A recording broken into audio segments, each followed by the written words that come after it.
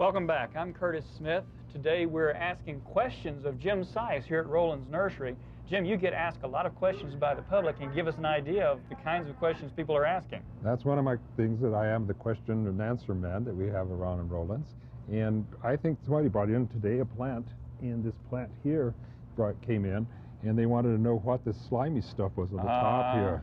And you probably know what it is, but we had snails, and snails sometimes can get on your plants, both outdoors and even sometimes indoors. Slugs will get on your plants, and slugs and snails are very much related to each other, one having a shell and the other one not, but they do feed on plant leaves and can be really a problem sometimes. Once you get a good infestation, they're really hard to deal with. Right. We have a couple of products that work pretty well for them. One of them is one that contains metaldehyde, and then there's one that is actually a fertilizer that works pretty well, and it's a very safe one to use.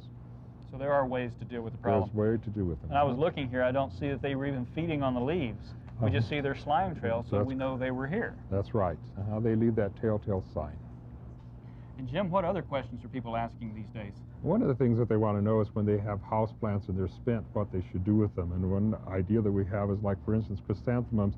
This one here is beginning to fade a little bit, and as they fade, they will drop their blossoms, and people want to know they're beginning to fall already.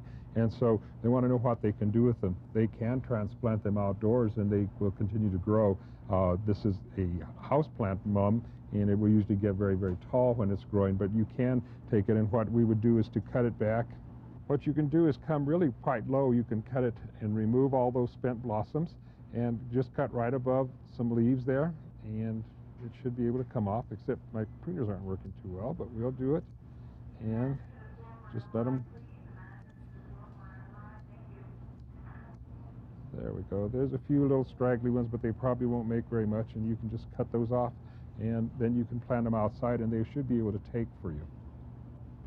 You know, Jim, people say that you should talk to your plants, but I wonder if the plants ever talk to you. Is this one talking? It sure is talking. One of the things you notice with this plant, the leaves are kind of drooping, and it's telling me it needs a drink of water. And if you also lift up the pot, it's very, very light, and you can tell that it needs some water. Some plants use quite a bit of water, but you can see that this one's drooping a little bit. Watering plants is very exacting, and you have to give it just the right amount of water, and each plant will have a different water requirement, so it's real important that people know this. But for this one here, if they gave it a little water, it would perk right up and be much more attractive. Although this has sort of a droopy nature to it, you can still tell it's drooping too much. A little bit too much, yes. And one of the things, when it gets this dry, it's hard to re-water. That is correct, and especially when it's in a hanging basket like this. And when they brought it in to us, and what you need to do is to make sure that you wet that whole root ball.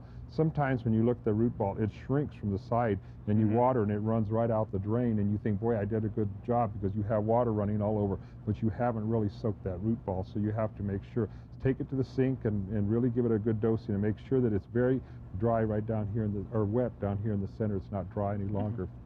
I do several things. One, I can water a little and come back again and water a little more and come back again and water a little more until I moisten it to the point where it can absorb. Or I'll take it out of the basket and set it in a dish pan, let it soak up water from the bottom. Through capillary action, which is something we say don't do. Don't let it soak up from the bottom. What we say is don't water through and then let it soak back up.